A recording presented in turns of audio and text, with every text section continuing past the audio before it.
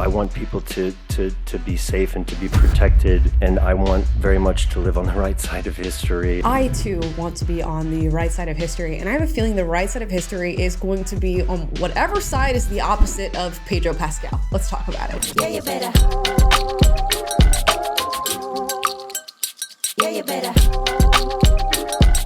Guys, before we get into today's video, please like and subscribe. Yeah, today we're gonna be talking about Pedro Pascal, and I am not just coming out of left field to come and attack Pedro Pascal. In fact, I don't want to be seeing that much of Pedro Pascal, but he's being forced down my throat, okay? Oh, that sounded really weird.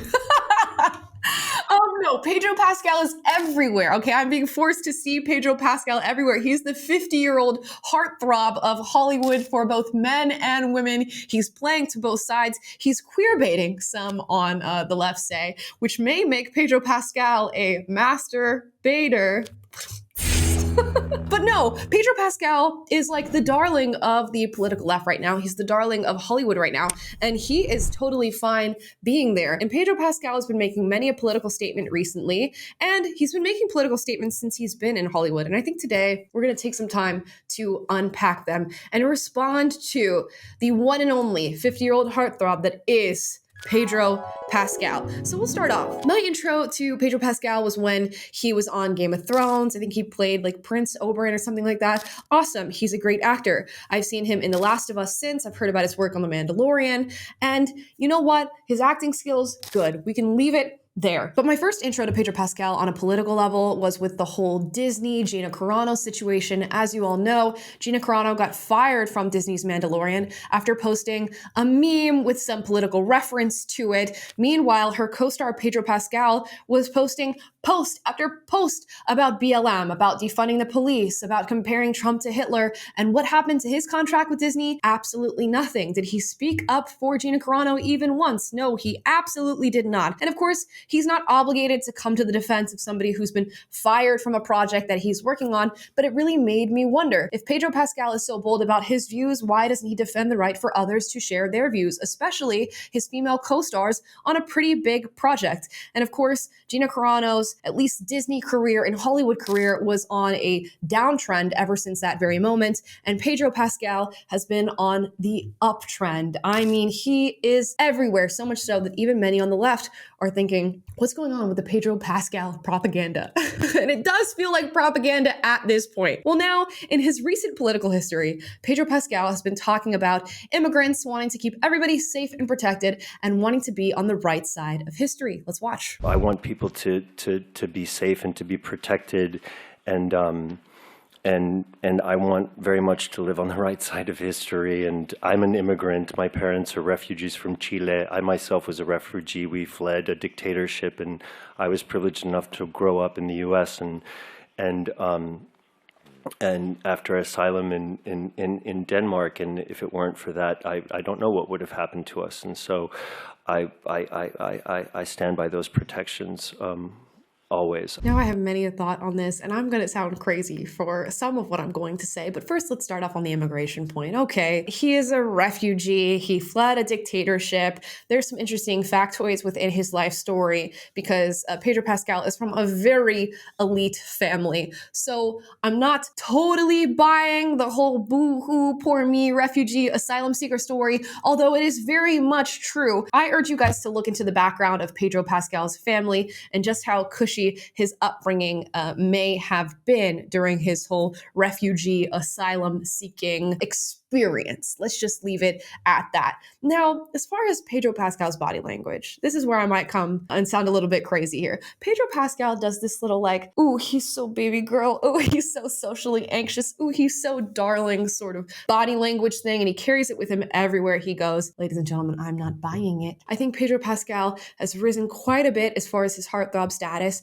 to like playing into this like baby girl, meek, socially anxious sort of lean. And I don't think it's real. I think you are getting played by Pedro Pascal every time he speaks and leans into this. But nonetheless, his immigration status or his immigration journey through, being a refugee and an asylum seeker is very different from what we've been experiencing here in the United States of America, which has been the largest influx of illegal immigration in quite some time. And of course, we as US citizens deserve to be safe and protected from people who do not deserve to be in this country, who do not have the right to be in this country. And as citizens, our leadership is meant to safeguard us from that. Now, does it mean we don't allow plenty of immigrants to enter this country through a legal means? Absolutely not. And I am fully supportive of that. And I think we should make a great structured pathway for legal immigration. But it's not to say our borders should be completely open for anybody who wants to enter this country, because everybody deserves to feel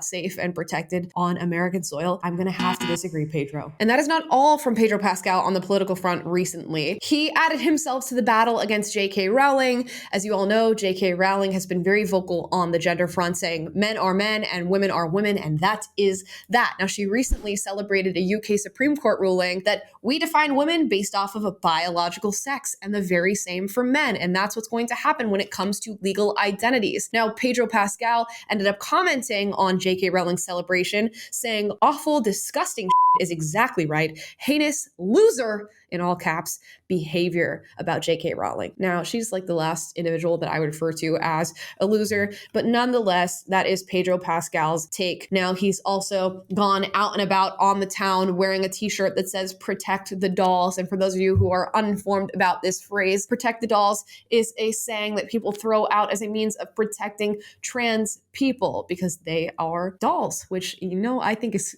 quite fitting, because a doll is quite literally a stereotypical iteration of what it means to be a girl or a woman, and is not actually based in a biological reality. So sure, protect the dolls. Now, Pedro Pascal, of course, is attacking JK Rowling because that's what leftists do. They have to toe the line of their ideology, and that means protecting trans people in this day and age. But also, Pedro Pascal has a sister, or shall we say brother, named Lux, who identifies as a trans woman. And thus, the Protect the Dolls t-shirts and the calling of JK Rowling a heinous loser. And of course, he's made many a comment on transgender ideology and the transgender movement. He made a post on Instagram saying a world without trans people has never existed and never will. And he commented underneath that, I can't think of anything more vile and small and pathetic than terrorizing the smallest, most vulnerable community of people who want nothing from you except the right to exist. Yes, they want nothing from you except the right to exist, the right to define terms based off of the whims of their own imagination, the right to encroach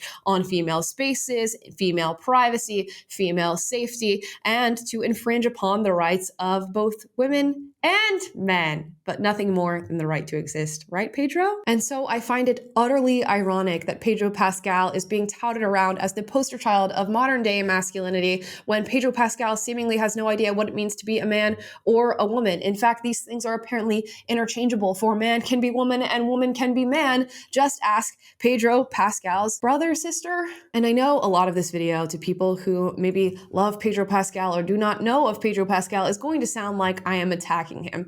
I'll say it's a critique. And I really can't blame Pedro Pascal all that much, because this has been incentivized by Hollywood. It's been incentivized by modern audiences. And I think he's playing into a caricature that he knows is going to have him labeled as the heartthrob of the modern world. And what the world wants right now in a heartthrob, I guess, is a man who is non-toxically masculine, but is toxically empathetic. He loves women so much that he wants everybody to be one. He loves the US so much and the privilege and rights of US citizens that he wants to just open the border and allow everybody to be here. And he wants so much for everything and everyone to exist that now nothing exists at all, and we have no framework or definition for anything that is supposedly existing in today's day and age. And that is Pedro, and he's being rewarded for this mindset. I'll read you a little snippet from an MSNBC article that is labeling Pedro Pascal as the paragon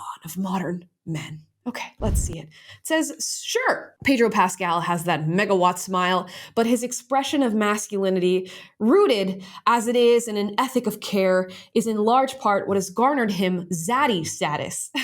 He is proof positive that there are fewer things hotter or more manly than caring for others. Right, guys? And yes, it is cool to care for others, but sometimes we must agree that different people care about different things. And you know what? I'm going to close out today's video with some sage words of advice from Pedro Pascal himself. And let's see if we can interpret this to apply to other people than Pedro Pascal. Pedro says, keep telling the stories, keep expressing yourself, and keep fighting to be who you are. The people who try to make you scared, and fight back. This is the perfect way to do so in telling stories, and don't let them win. Now, Pedro Pascal, does that bit of advice apply to anybody other than you and your leftist ideologues? I think so. Do you think so? I will leave you with that question. And with that, those are my thoughts on Pedro Pascal. I know he's like the man of the hour these days. He's zaddy. He's so baby girl. He's protecting the dolls and he's out there fighting the good fight for the American left. But maybe I'll share a different perspective on Pedro Pascal. Let me know how you feel about this in the comments down below. As always, if you disagree with anything I said in this video, duke it out, but do so respectfully. We encourage healthy debate on this channel. And if you like this video, like, subscribe, click the notification bell to be notified every single time I post a video for you guys, which is every day. And I will see you zaddies later. Bye, guys. Yeah, you better. Yeah, you better.